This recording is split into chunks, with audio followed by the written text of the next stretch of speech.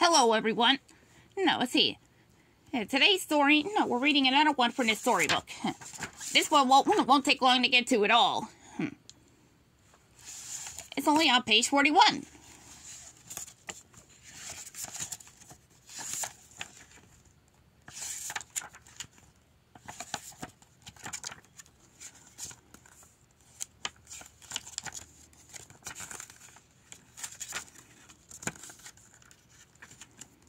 No, whoops. Still not far enough.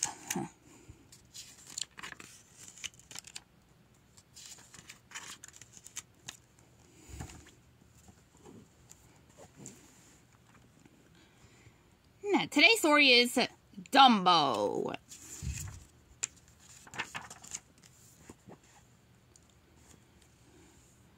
One night, a traveling circus elephant named Mrs. Jumbo was expecting the arrival of her baby.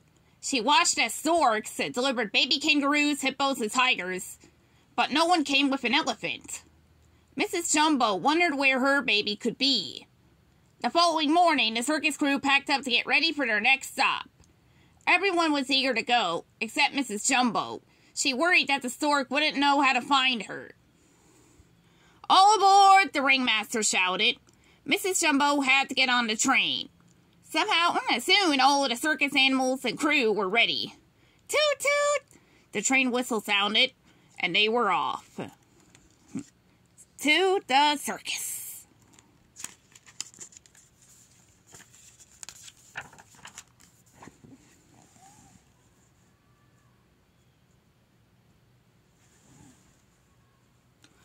Just as Mrs. Jumbo, as he settled down in the elephant car, a stork peeked in. He had brought Mrs. Jumbo her baby at last.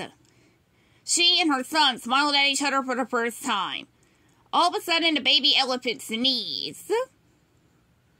Now, Mrs. Jumbo saw that he had big ears, longer than a normal adult elephant's ears.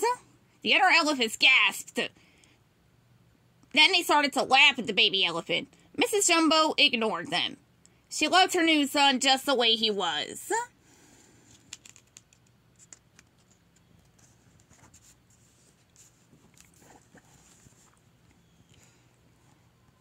Everyone began to call the baby elephant Dumbo.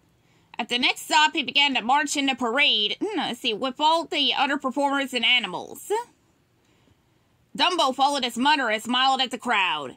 Then he tripped over his droopy ears and fell into a mud puddle. Now, splats! Everyone laughed at him. Mrs. Jumbo picked up her son and carried him the rest of the way. After the parade, Mrs. Jumbo was giving her son a bath when some boys walked by. "Look at his ears," one of them yelled. He yanked on one of Dumbo's ears, which scared the little elephant. Mrs. Jumbo was furious. With her trunk, as she grabbed the boy by his shorts and lifted him into the air. The circus crew panicked. They tried to tie Mrs. Jumbo down, but she broke loose and ran away.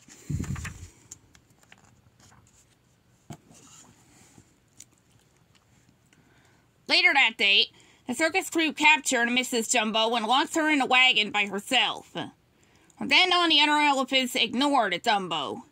"I would have eaten the same bale of hay with him," one elephant said. We see. Then they all turned their backs on him. Dumbo felt so alone. He didn't know what to do next. A mouse named Timothy had been watching Dumbo. He went over to talk to the baby elephant.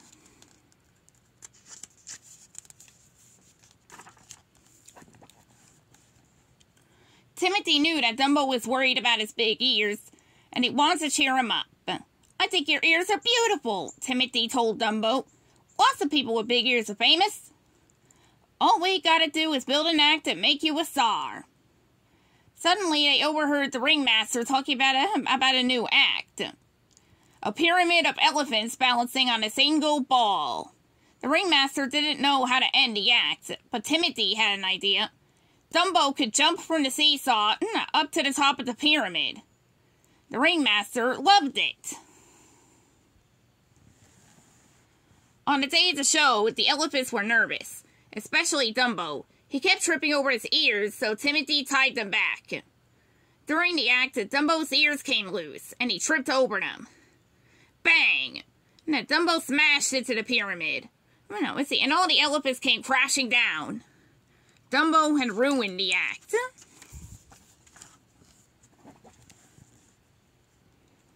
The elephants had gotten hurt, and they were angry with Dumbo. The next day, the ringmaster made Dumbo a clown. Being a clown made Dumbo sad. The other clowns teased him, and Dumbo felt lonelier than ever. Even his friend Timothy couldn't cheer him up. One night, Dumbo fell asleep and dreamed of flying through the air. When he woke up the next morning, he was up in a tree and some crows were watching him. Timothy was with Dumbo in the tree, but neither of them remembered how they had gotten there. "Maybe you flew up," one of the crows said. "That's it," Timothy exclaimed. "Dumbo, you flew! Your ears, they're perfect wings!" Now, Dumbo didn't believe Timothy, but he agreed to try to fly again. One of the crows told Timothy to give Dumbo a feather and pretended it was magic. It could help the elephant fly. The plan worked, and soon Dumbo was soaring through the air.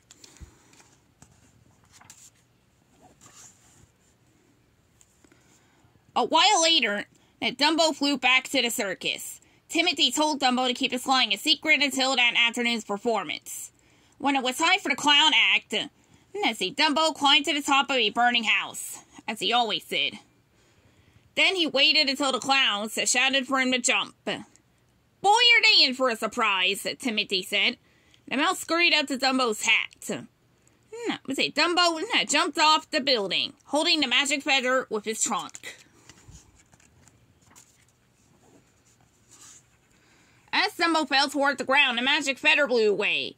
The elephant didn't know what to do. "You can fly! Honest you can!" Timothy shouted as he and Dumbo began to fall. Just as they were about to hit the ground, Dumbo started to believe in himself. He flew upward and then sped around the entire circus tent. The clowns were shocked, and the crowd clapped louder than they ever had before. Dumbo dived towards the clowns and sent them running. Then he did a loop-de-loop in midair. People cheered and pointed. "You're making history!" Timothy exclaimed.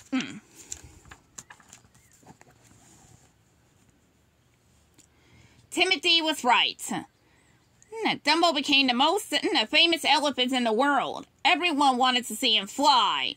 Timothy became Dumbo's manager, and the little elephant's mother was freed.